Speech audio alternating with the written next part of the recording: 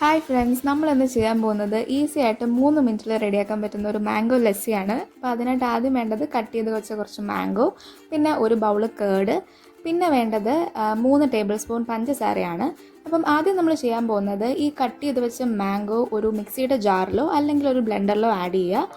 ആവശ്യമായിട്ടുള്ള sugar add ചെയ്യുക. എന്നിട്ട് ഇത് ബ്ലെൻഡ് ചെയ്യാൻ ആവശ്യമായിട്ടുള്ള വെള്ളം ഒഴിച്ചു കൊടുക്കുക. പിന്നെ ഒരു ഫ്ലേവറിന് വേണ്ടിയിട്ട് ഏലക്ക ക്രഷ് ചെയ്ത് ആഡ് ചെയ്ത് കൊടുക്കാം. എന്നിട്ട് ഇത് നന്നായിട്ട് ബ്ലെൻഡ് ചെയ്യുക. നമ്മളിപ്പം ഈ മാംഗോയും ഷുഗറും ഏലക്കയും വെള്ളവും മാത്രമാണ് ഒരു മാംഗോ പൾപ്പാക്കി മാറ്റുകയാണ്. എന്നിട്ടാണ് നമ്മൾ കേർഡ് ആഡ് ചെയ്യുന്നത്, ഒരുമിച്ച് ആഡ് ചെയ്യുന്നില്ല.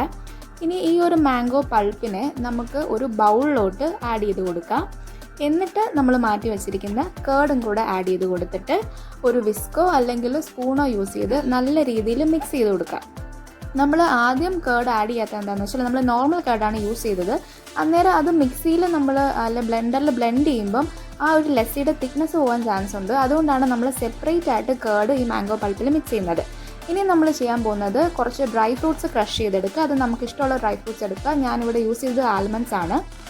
എന്നിട്ട് ഈ ഒരു മാംഗോ ലസ്സിനെ നമുക്ക് ഇഷ്ടമുള്ള ഒരു സെർവിങ് ബൗളിലേക്ക് മാറ്റാം.